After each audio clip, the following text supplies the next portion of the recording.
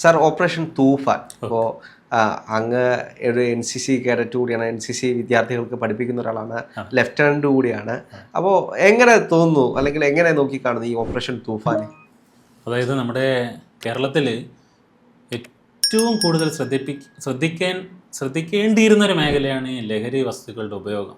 നമ്മുടെ കൊച്ചുകുട്ടികൾ മുതൽ വലിയ മുതിർന്നവർ വരെ ഇതിൻ്റെ അടിമകളായി മാറിക്കൊണ്ടിരിക്കുകയാണ്. ചിലപ്പോൾ വാഹകരായിട്ടിരിക്കും, ചിലപ്പോൾ അവർ അറിഞ്ഞുകൊണ്ട് തന്നെ ഇതിൻ്റെ മേഖലയിലേക്ക് ഇറങ്ങും. അപ്പോൾ നമ്മുടെ കേരളത്തെക്കുറിച്ച് പറയുമ്പോൾ നമ്മൾ വിദ്യാസമ്പന്നരാണ്, സാമ്പത്തികപരമായിട്ട് ഈ രീതിയിലാണ്, എന്നിരുന്നാലും ചെയ്യുന്ന പ്രവൃത്തി ഇന്നതാണ്. അപ്പോൾ ആ ചെയ്യുന്ന പ്രവൃത്തിയും ഇതും തമ്മിൽ ഒരു മിസ്മാച്ച് ആയിരുന്നു കണ്ടുകൊണ്ടിരുന്നത്. അപ്പോൾ ലഹരിക്ക് അടിമകളായിട്ട് വരുന്ന കുട്ടികളെ ഇപ്പോൾ സെർച്ച് ചെയ്ത് പിടിക്കുമ്പോഴത്തേക്ക് അത് ഉയർന്ന സമൂഹത്തിലെ ഉയർന്ന കുടുംബങ്ങളിലെ കുട്ടികളാണ്, താഴ്ന്ന നിലയിലുള്ള കുട്ടികളാണ്. അപ്പോൾ എല്ലാ മേഖലയും ഇത് പടർന്ന് പിടിച്ചു കഴിഞ്ഞു.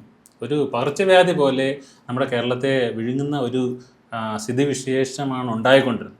അപ്പോൾ ഈ ഗവൺമെൻറ് വരികയും ആഭ്യന്തര വകുപ്പ് മന്ത്രി വളരെ പെട്ടെന്ന് തന്നെ ഈ തൂഫാൻ എന്ന പേരും നൽകി ഈ ലഹരി ഉപയോഗങ്ങളെ തടയുന്നതിന് വേണ്ടി, ലഹരി വസ്തുക്കളുടെ നിർമ്മാണത്തെ തടയുന്നതിന് വേണ്ടി ഒക്കെ പോലീസിൻ്റെ സഹായത്തോടു കൂടി ഈ നടത്തുന്ന പ്രവർത്തനം ഏറ്റവും പ്രശംസനീയമാണ്.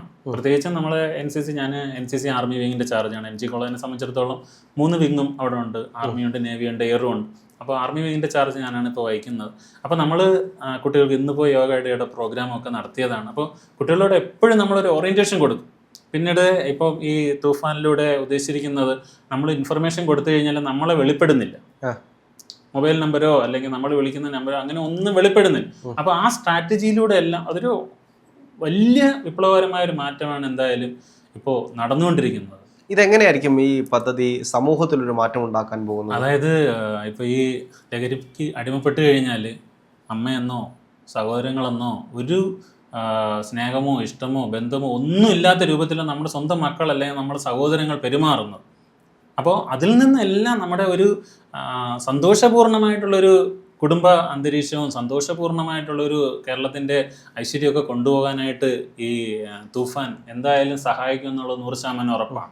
അപ്പോൾ ലഹരി അപ്പോൾ അത് മാത്രമല്ല, ഇപ്പോൾ അങ്ങ് ഒരു കോളേജിലെ അധ്യാപകനായതുകൊണ്ട് ഇത്തരത്തിലുള്ള ഒരുപാട് വിദ്യാർത്ഥികളെ പല സമയത്തും കാണുന്ന ഒരാളാണ്.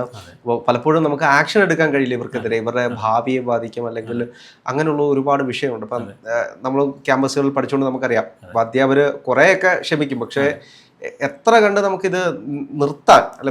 ഇപ്പോൾ എങ്ങനെയുണ്ട് ക്യാമ്പസുകൾ, അല്ലെങ്കിൽ ഇതിൻ്റെ ക്യാമ്പസുകളുടെ ഉപയോഗം എങ്ങനെയുണ്ട്? ഇപ്പോൾ ക്യാമ്പസുകളുടെ ഉപയോഗം ഈ പരിശോധനകളും ഒക്കെ വളരെയധികം കർശനമാക്കി എല്ലാ മേഖലകളിൽ നിന്നും പിടിക്കപ്പെടുമ്പോൾ നമ്മുടെ കോളേജുകളെല്ലാം ഒതുങ്ങും.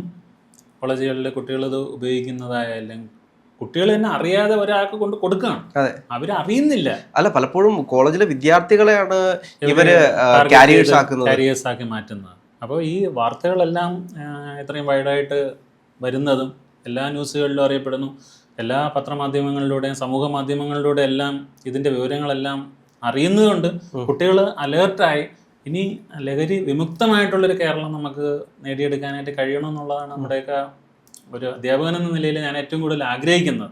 നമുക്ക് വളരെയധികം വിഷമങ്ങളുണ്ടായിട്ടുണ്ട് ഇതുപോലുള്ള സിറ്റുവേഷൻസ് നമ്മൾ കാണുമ്പോഴത്തേക്കും. സൂചിപ്പിച്ചതുപോലെ നമ്മൾ ചെന്ന് ഇവരെയൊക്കെ പരിശോധിക്കുമ്പോഴത്തേക്കും അല്ല ഈ ചെറിയ പൊതി പോലുള്ള സാധനങ്ങളൊക്കെ ഇവരൊക്കെ യൂസ് ചെയ്യും, നമ്മൾ അവിടെയൊക്കെ കാണും. അപ്പോൾ കാണുമ്പോൾ നമുക്ക് തന്നെ വിഷമമാണ്. നമ്മളെ കുട്ടികൾ ഇത് ഉപയോഗിക്കുന്നുണ്ടല്ലോ, ആരാണെന്ന് അറിയാൻ പറ്റത്തില്ല, എവിടെ നിന്ന് ഇങ്ങനെ വരുന്നു എന്നുള്ളത് അറിയാൻ പറ്റത്തില്ല. അപ്പോൾ ഈ പ്രവർത്തനം തൂഫാൻ പോലുള്ള പ്രവർത്തനങ്ങൾ എന്തായാലും കുട്ടികളെ മാറ്റിയെടുക്കുന്നതിനും അതിലൂടെ നമ്മുടെ കേരള സമൂഹത്തെ രക്ഷിക്കുന്നതിനും 100% അങ്ങനെ എന്തെങ്കിലും അനുഭവങ്ങൾ? ഇപ്പോൾ ക്യാമ്പസ് ആയതുകൊണ്ട് ഒരുപാട് വിഷയങ്ങൾ ക്യാമ്പസിൽ ഡിസിപ്ലിൻ ഓറിയൻറ്റഡ് ആയിട്ട് നമ്മൾ ഡിസിപ്ലിൻ കമ്മിറ്റിയൊക്കെ പ്രവർത്തിക്കുന്നുണ്ട്. അപ്പോൾ അതിൽ MG കോളേജിൽ ഇങ്ങനെ നമുക്ക് ഡയറക്റ്റായിട്ട് ഇങ്ങനെ പിടിച്ചെടുക്കുന്ന സംവിധാനങ്ങളൊന്നും ഉണ്ടായിട്ടില്ല. പക്ഷേ ഈ കുട്ടികളൊക്കെ വന്നിങ്ങനെ പറയും അനുഭവങ്ങൾ. അവർ ഇങ്ങനെ നമ്മളോട് പറയും, സാറേ ഇന്ന സ്ഥലത്ത് വെച്ച് ഇന്ന കൈമാറ്റങ്ങൾ കണ്ടു, നമുക്ക് ആരോടൊന്നും പറയാനും പറ്റത്തില്ല എന്നുള്ള രൂപത്തിലൊക്കെ കുട്ടികൾ വന്ന് എന്നോട് പറയാറുണ്ട്. നമ്മൾ ഡയറക്റ്റ് കോളേജിനകത്ത് നിന്ന് പിടിക്കുകയോ അങ്ങനെ സഹകരിക്കേണ്ടി വരികയോ ഒന്നും ചെയ്തിട്ടില്ല ഇതുവരെ. അങ്ങനത്തെ സംഭവങ്ങൾ ഉണ്ടായിട്ടില്ല MG കോളേജിൽ. പക്ഷേ കുട്ടികളൊന്നും ഇങ്ങനെ അനുഭവങ്ങൾ പറയാറുണ്ട്. ഇതിൽ പോലീസിന്റെ പ്രവർത്തനങ്ങൾ എങ്ങനെയാണ് വരുന്നത്? ഇപ്പോൾ ഓപ്പറേഷൻ തൂഫാൻ എന്ന് പറയുമ്പോൾ എനിക്കൊന്ന് പെരുമ്പാവൂരൊക്കെ വലിയ രീതിയിൽ, ഞങ്ങൾ ആലുവയാണ് നമ്മുടെ ഓഫീസ് വരുന്നത്, അപ്പം അവിടെയൊക്കെ വലിയ രീതിയിൽ പ്രവർത്തിച്ചുകൊണ്ടിരിക്കുകയാണ്. എപ്പോഴാണെങ്കിലും സർവൈലൻസിലാണ് പോയിക്കൊണ്ടിരിക്കുന്നത്. ഇതിന് പോലീസിന്റെ ഒരു സമീപനം എങ്ങനെയാണ് ഇതിനകത്ത്? പോലീസിന്റെ സമീപനം വളരെ കാര്യക്ഷമമായിട്ടാണ് ഇപ്പോൾ നടന്നുകൊണ്ടിരിക്കുന്നത്. ഉയർന്ന തലത്തിൽ നിന്നും താഴെ തട്ടിലേക്കുള്ള പ്രത്യേകിച്ചും എല്ലാ മേഖലകളിലും ഈ വിദ്യാഭ്യാസ സ്ഥാപനങ്ങളുമായി ബന്ധപ്പെട്ടുമൊക്കെ ഈ ചെക്കിങ് വളരെ കൂടുതലാണ്. കുട്ടികൾക്ക് ഓറിയന്റേഷൻ കൊടുക്കുന്നത് വളരെ കൂടുതലാണ്. കഴിഞ്ഞ ദിവസം തന്നെ ഈ നമ്മുടെ ഓട്ടോ ചേട്ടന്മാർക്കൊക്കെ പോലീസ് ഡയറക്റ്റ് പോയിട്ട് ബസ് സ്റ്റാൻഡിൽ എല്ലാവർക്കും ഒരു ഓറിയന്റേഷൻ കൊടുക്കുകയാണ്. നിങ്ങൾ എന്തെങ്കിലും തരത്തിലുള്ള ഈ കൈമാറ്റങ്ങൾ കണ്ടു കഴിഞ്ഞാൽ എത്രയും വേഗം അറിയിക്കുക. അപ്പൊ അവിടെ എല്ലാം പോലീസ് അലേർട്ട്. അവരാണ് കൂടുതലും ഇത്തരത്തിലുള്ള കാര്യങ്ങൾ കാണുന്നതും മനസ്സിലാക്കുന്നതും. അവർക്ക് സഹായിക്കാനായിട്ട് ഒത്തിരി പറ്റും. അപ്പൊ ആ മേഖലകളിലെല്ലാം ഇപ്പൊ പോലീസ് ഈ ജനകീയപരമായിട്ടുള്ള മേഖലകളിലോട്ട് മാറിയപ്പോഴത്തേക്ക് ഒരു ഡയറക്റ്റ് അപ്രോച്ച് ചെയ്യാനൊക്കെ കഴിയുന്നുണ്ട്. അല്ലെങ്കിൽ ഇവരെയൊന്നും പോലീസ് അത് ഓട്ടോയ്ക്കൊക്കെ തടഞ്ഞ് പോലീസിനെ നിർത്താൻ പറ്റില്ലല്ലോ. നിർത്തി കഴിഞ്ഞാൽ അത് വേറെ കേസുകളിലോട്ട്. അപ്പോൾ ഇപ്പോൾ ഇവർ കൈ കാണിച്ച് നിർത്തി കഴിഞ്ഞാൽ അപ്പം തന്നെ സൗഹൃദപരമായി ഇവർ ചെന്ന് എന്താണെന്ന് വെച്ചാൽ കാര്യങ്ങളെല്ലാം തിരക്കുന്നുണ്ട്. അപ്പോൾ അത് എന്തായാലും വേരറക്കാൻ തന്നെ കഴിയും എന്നുള്ളത് തന്നെയാണ്. എനിക്കൊന്ന് വേരറക്കാൻ കൂടുതൽ കുറച്ചുകൂടെ ഓട്ടോക്കാര് അങ്ങനെയുള്ള സമൂഹത്തിൽ എപ്പോഴും നിലനിൽക്കുന്ന ആളുകളെ കൊണ്ട് നോക്കുകയാണെങ്കിൽ, അവരെ തൂഫാൻ വാരിയേഴ്സ് ആക്കുകയാണെങ്കിൽ കുറച്ചുകൂടെ എളുപ്പത്തിൽ പോലീസിന് കാര്യം സാധിച്ചെടുക്കാനായിട്ട് കഴിയും. ഇപ്പോൾ അതേപോലെ തന്നെ രമേശ് ചെന്നിത്തല നമ്മുടെ ആഭ്യന്തരമന്ത്രി പറഞ്ഞൊരു കാര്യമാണ്, സ്കൂൾ വിദ്യാർത്ഥികളെയാണ് ഞങ്ങൾ ഇനി തൂഫാൻ വാരിയേഴ്സ് ആക്കാൻ പോകുന്നത്. അപ്പോൾ ഈ വിദ്യാർത്ഥികളെ വാരിയേഴ്സ് ആക്കുമ്പോൾ അവർ ചിലപ്പോൾ നേരിടാൻ പോകുന്ന വിഷയം എന്ന് പറയുന്നത്, ഇത്തരത്തിൽ ആരോടെങ്കിലും പറഞ്ഞു കഴിഞ്ഞാൽ അത് പുറത്തറിഞ്ഞു കഴിഞ്ഞാൽ ഇവർ ആക്രമണങ്ങൾ നേരിടാനുള്ളൊരു സാഹചര്യം വെക്കില്ല. അതെങ്ങനെയാണ് പോലീസ് നേരിടാൻ പോകുന്നത്, അല്ലെങ്കിൽ നിയമ സംവിധാനങ്ങൾ? അതായത് നമ്മുടെ സ്കൂളിലും ഈ SPC സംവിധാനങ്ങളുണ്ട്, അതുപോലെ NCC സംവിധാനങ്ങളുണ്ട്. അപ്പോൾ ഈ ഇതിലൂടെ എല്ലാം, അതായത് ഈ ഇത്തരത്തിൽ വോളണ്ടറിയാണ് ഇതെല്ലാം. SPC ആയാലും NCC ആയാലും എല്ലാം വോളണ്ടറി ആയിട്ട് കുട്ടികൾ സ്വമേധയാ വരുന്നതാണ്.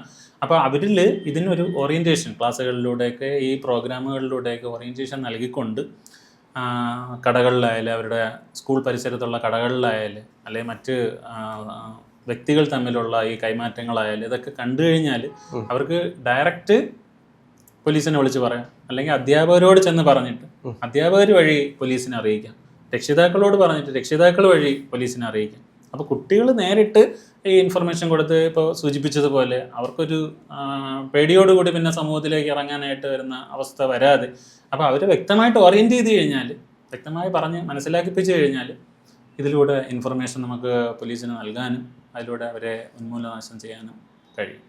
കുട്ടികളെല്ലാം ഇന്നത്തെ കുട്ടികൾ നാളത്തെ പൗരന്മാരായി വരേണ്ടവരാണ്. അപ്പോൾ അവരും ഇത് ഉപയോഗിക്കുന്നതും തടഞ്ഞുകൊണ്ട് ഇത് നമ്മുടെ ശരീരത്തിനായാലും നമ്മുടെ കുടുംബത്തിനായാലും ദോഷമാണെന്ന് പറഞ്ഞ് മനസ്സിലാക്കിപ്പിച്ചുകൊണ്ട് ഇത് ഉപയോഗിക്കുന്നവരെയും തടയേണ്ട നമ്മുടെ കടമയാണെന്ന്, ഓരോ കുട്ടിയുടെയും കടമയാണെന്ന് അവരെ ബോധ്യപ്പെടുത്തി കഴിഞ്ഞാൽ നമുക്ക് പൂർണ്ണമായിട്ടും ഇതിനെ ഉദ്ദേശിച്ച ഫലം ശ്രദ്ധിച്ചെടുക്കാനായിട്ട് കഴിയും.